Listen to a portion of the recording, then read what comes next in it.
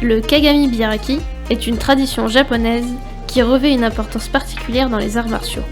Traditionnellement, le Kagami Biraki est célébré le 11 janvier. Dans les dojos, cette fête marque la cérémonie des vœux. Son créateur, Jigoro Kano, emprunte le rite annuel aux coutumes des samouraïs. Anciennement, ces guerriers légendaires se réunissaient pour nettoyer leurs armes et polir leurs armures. Aujourd'hui, elle permet aux pratiquants de judo, aïkido, iaido et karaté de se retrouver entre amis de façon conviviale sur les tatamis à l'occasion de la nouvelle année. Le Kagami Biraki, c'est le nouvel an japonais. C'est un moment où on se retrouve et on efface, si vous voulez, l'année passée. C'est-à-dire qu'on se remet en question, on se remet face à son travail.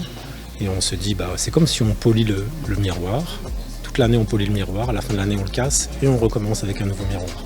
Donc on reprend le travail, on remet toujours en question ce qu'on fait. Rien n'est jamais acquis, toujours le travail, toujours le tatami. Le karaté est le produit d'une histoire riche, avec de très nombreuses variations liées aux diverses cultures et époques. C'est une discipline martiale dont les techniques permettent aux combattants de répondre par une défense puis une attaque face à une agression.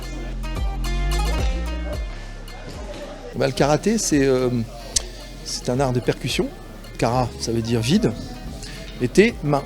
Donc c'est un combat à main nue, et ça peut être aussi un combat, vide de mauvaises intentions. Voilà, c'est ça en fait le karaté. L'aïkido, connu comme un art martial contemporain, plonge en fait ses racines dans le Japon féodal. C'est une discipline universelle qui peut être pratiquée à tout âge. Elle repose sur le placement, le déplacement, l'engagement des hanches tout en souplesse et en disponibilité.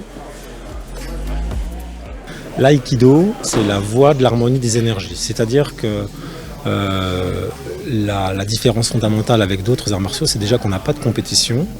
Et l'idée de l'aïkido, c'est on prend la force de l'adversaire, on la maîtrise et on la retourne contre lui, mais tout en maîtrisant l'adversaire sans le blesser. Voilà, globalement, c'est le concept. En proposant un développement physique, moral et spirituel, le judo permet aux judokas de s'épanouir en harmonie avec eux-mêmes et surtout avec les autres. Sa caractéristique la plus proéminente est son élément compétitif dont l'objectif est soit de projeter, soit d'amener l'adversaire au sol, de l'immobiliser ou de l'obliger à abandonner à l'aide de clés articulaires et d'étranglement. C'est un art martial japonais où on se sert du déséquilibre de l'autre pour le projeter afin qu'il soit les deux épaules par terre et puis gagner. Voilà. Le judo, c'est l'école de la vie. Il y a un code moral qui sert autant au judo que dans la vie de tous les jours. C'est dans de pareils arts que le terme kata est utilisé lorsqu'il s'agit de mettre en pratique des techniques bien spécifiques. Un kata, c'est un assemblage de mouvements et ça peut être une référence, une base de travail. C'est-à-dire que c'est quelque chose qui est transmis, non pas par l'écriture, mais par le geste. Et donc on se base sur ces écrits gestuels et puis on peut après travailler dessus et puis s'exprimer à travers les katas et progresser comme ça. Une manière aussi pour les différents clubs de partager leurs connaissances, apprises pour certains tout récemment. On a une nouvelle enseignante, Tiffaine Roqueton-Garnier, qui a passé son brevet fédéral donc en fin de saison. J'étais son tuteur, donc c'était plutôt une bonne année. On a eu aussi 3 nouveaux akama. Akama, c'est la jupe culotte noire que vous avez vu qu'on porte au-dessus. Donc en fait c'est plutôt une distinction, normalement ça fait partie de la tenue traditionnelle de l'aïkidoka, mais pour des raisons financières essentiellement, puisque c'est un équipement qui coûte assez cher. En Europe, il est coutume de dire qu'on porte le hakama à partir du moment où l'enseignant du club propose aux pratiquants de le faire, et on part du principe que c'est environ au niveau du 3e kyu où la personne est en mesure de travailler avec n'importe qui sans se blesser, de chuter sans se blesser. Voilà. Donc c'était plutôt une année riche pour nous. En plus, on a la chance de recevoir des gradés tout au cours de la saison. C'est-à-dire qu'on a un 6e dan, Jean-Claude Héricault, qui vient nous voir 3 fois dans l'année. Et on a mis en place, avant les vacances, l'intervention d'un jeune gradé, donc souvent c'est des amis, 4e dan, 5e dan, qui viennent animer le dernier cours avant les vacances. Et à Noël, on invite les parents à pratiquer avec les enfants au cours du jeudi. Donc c'est un échange, c'est assez sympa.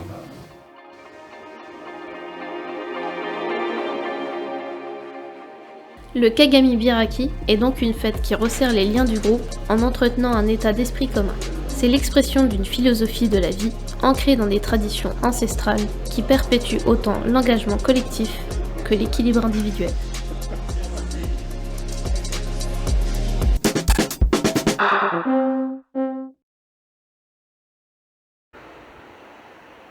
C'est la première édition des Puces des couturières à Cattenom. Et le succès était déjà au rendez-vous. Les Puces des couturières ont rassemblé des particuliers qui veulent vendre ou acheter des articles concernant uniquement la couture. Les amoureux de la confection, de la retouche, de la personnalisation dans le tricot ou de la mode sont de plus en plus nombreux. C'est tout un réseau qui a contribué à la réussite du week-end dernier des couturières. Les Puces des couturières ont été créées sous l'initiative de Sylvie et Elisabeth qui ont l'habitude en fait d'en côtoyer et elles se sont dit mais il n'y en a pas à Cattenom, on va faire des Puces des couturières à Cattenom.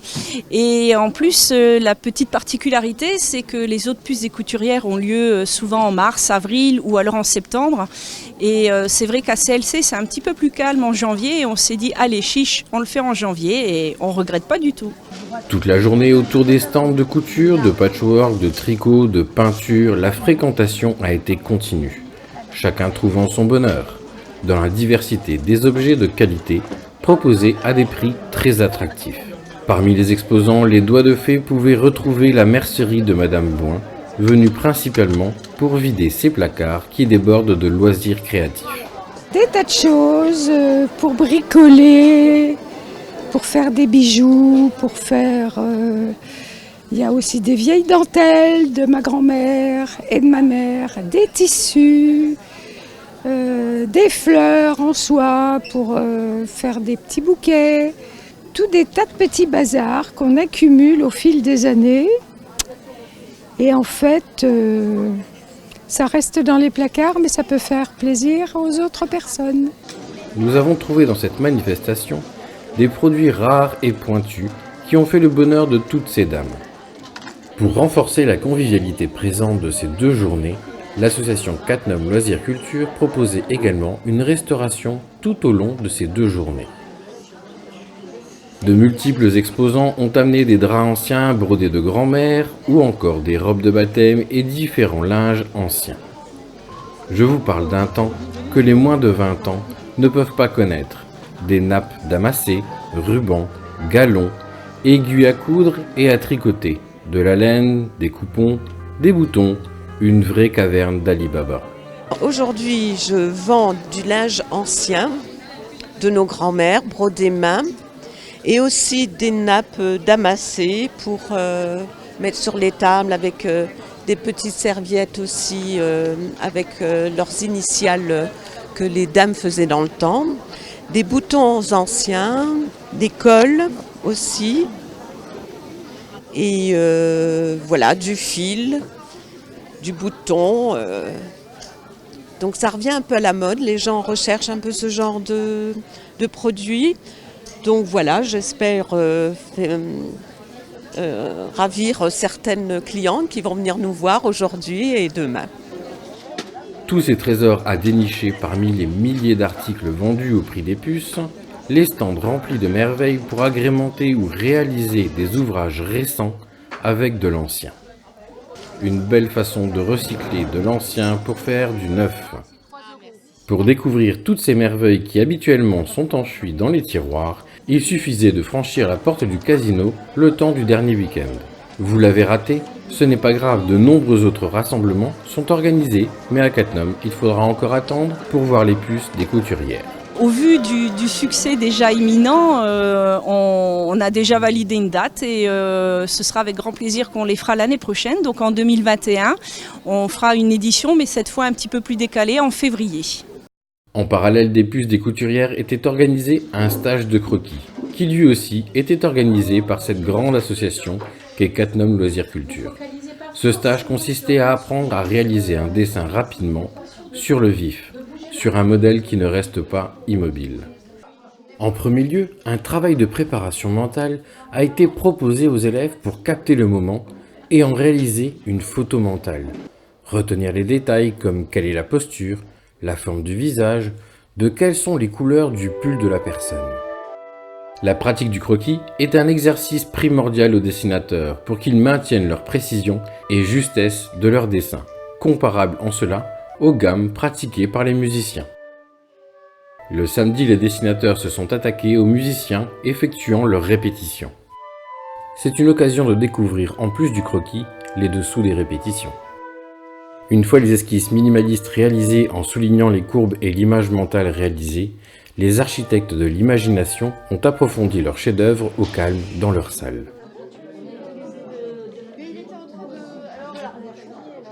Chacun utilise son type de papier ou son crayon pour effectuer ses esquisses. Nathalie nous explique pourquoi certains dessinent sur du papier blanc et d'autres sur du noir, et d'autres utilisent un feutre à la place d'un crayon de papier. Alors on a beaucoup insisté et on le fait de plus en plus sur les stages du souci en fait de trouver ses supports et ses outils. Je veux dire comme n'importe quel artiste et a fortiori même artisan, voilà on a nos outils préférés ou même dans la technologie aussi. Voilà on a ses programmes préférés. C'est voilà pour une question de prise en main. Il y en a qui aiment justement la dureté du crayon parce que ça les rassure. D'autres préfèrent une mine un petit peu plus souple, un crayon un peu pinceau. D'autres qui ont davantage d'expérience vont directement au feutre, mais aussi parce que ça correspond à déjà un style qu'ils ont. Concernant le support foncé, bon là c'est un choix artistique, ce qu'on a à la maison aussi. Une de nos participantes une fois avait fait du crayon gras sur de vieilles radios. Des clichés, donc tout est bon en fait à prendre, tout support est à prendre, il faut juste oser. C'est vrai que la feuille blanche et le crayon c'est ce qu'on a le plus facilement en tête, mais finalement tout support est exploitable. Certains dessinent sur du papier blanc, d'autres sur du noir, pour un résultat différent, mais peu importe le papier, la satisfaction personnelle est là. On les jette un petit peu dans le bain des puces des couturières avec tout ce que l'on a vu hier. Bon, on a travaillé d'abord sur juste la reproduction de traits souples et forts, d'esquisses vraiment très minimalistes pour indiquer que voilà, en fait, avec 3-4 traits, on peut faire quelque chose. On n'est pas obligé de revenir, d'entrer dans le détail. Il faut aller à l'essentiel. Et c'est de vraiment exercer l'œil à la rapidité, ne pas avoir peur aussi. C'est ça qui est très important parce qu'on se lance vraiment. C'est vrai qu'on est dans l'inconnu, dans le fugace et il faut le saisir. Saisir ce moment à tout jamais, capter l'intention de la scène à vita aeternam. Ce sont 2 à 3 fois que les stages de croquis sont organisés par CLC à l'espace Yves Dutheil avec des thèmes variants, soit avec des modèles nus, à des expériences comme celle-ci, mettant en valeur la diversité culturelle se trouvant à Cattenom.